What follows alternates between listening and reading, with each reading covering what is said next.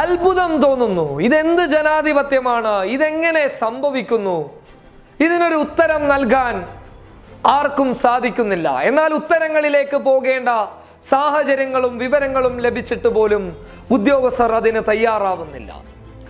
യാഥാർത്ഥ്യം എന്താണെന്ന് വെച്ച് കഴിഞ്ഞാൽ, കർണാടകയിലെ തദ്ദേശ സ്വയംഭരണ സ്ഥാപനങ്ങളിലേക്ക് നടന്ന തിരഞ്ഞെടുപ്പിൽ വലിയ ഒരു കുതിച്ചുചാട്ടമാണ് കോൺഗ്രസ് കാഴ്ചവെച്ചത്. 500-ലധികം സീറ്റുകൾ നേടി BJP ശക്തമായിട്ടുള്ള തിരിച്ചടി നൽകി JDS-ഉമായി സഖ്യമില്ലാതെ ഒരു മിന്നും വിജയം അവിടെ കാഴ്ചവെച്ചു.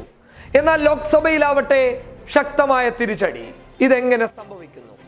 ഇപ്പോൾ നോക്കൂ, രാജസ്ഥാനിൽ ബൈ ഇലക്ഷൻ നടന്നപ്പോൾ, തദ്ദേശ സ്വയംഭരണ സ്ഥാപനങ്ങളിലേക്കുള്ള ഉപതിരഞ്ഞെടുപ്പ് നടന്നപ്പോൾ 16-ൽ 8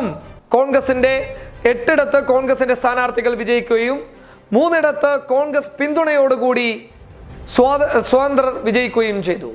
ഇതെങ്ങനെ സംഭവിച്ചു? 16-ൽ 11 കോൺഗ്രസിന്.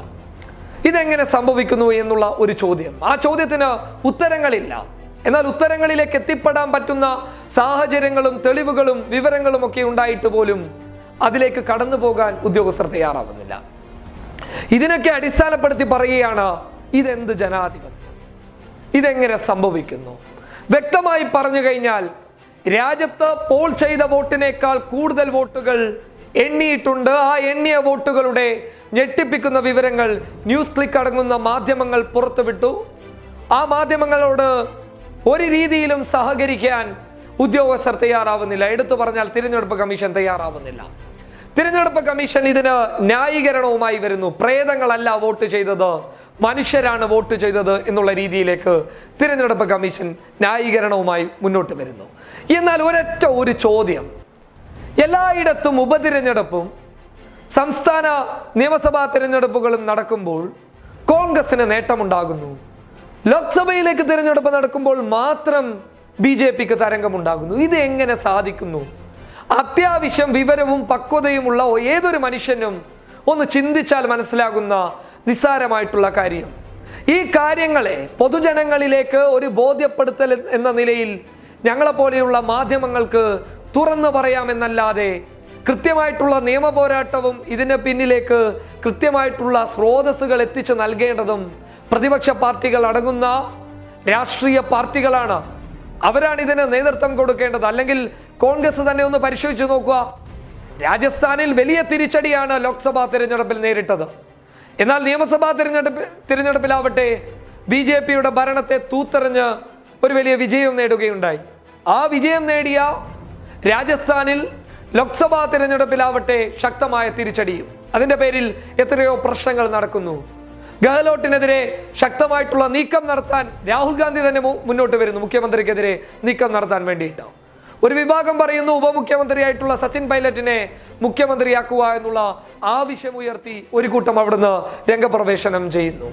അങ്ങനെ നിർണായക പ്രതിസന്ധിയിൽ നടക്കുന്ന സമയത്താണ് അവിടെ 16 വാർഡുകളിൽ നടന്ന ഉപതിരഞ്ഞെടുപ്പ്. ആ ഉപതിരഞ്ഞെടുപ്പിൽ ഒരു മിന്നും വിജയവുമായി കോൺഗ്രസ് കടന്നു വരുന്നത്. അവിടെ ചിത്രം തെളിയുന്നു. സംഭവം പ്രവർത്തിക്കാത്തതിന്റെ പ്രശ്നമല്ല, സംസ്ഥാനത്തിൽ കോൺഗ്രസിന് അനുകൂലമായിട്ടുള്ള ഒരു വികാരം നിലനിൽക്കുന്നു എന്നുള്ളതിന്റെ യാഥാർത്ഥ്യമാണ് ആ തിരഞ്ഞെടുപ്പ് ഫലം.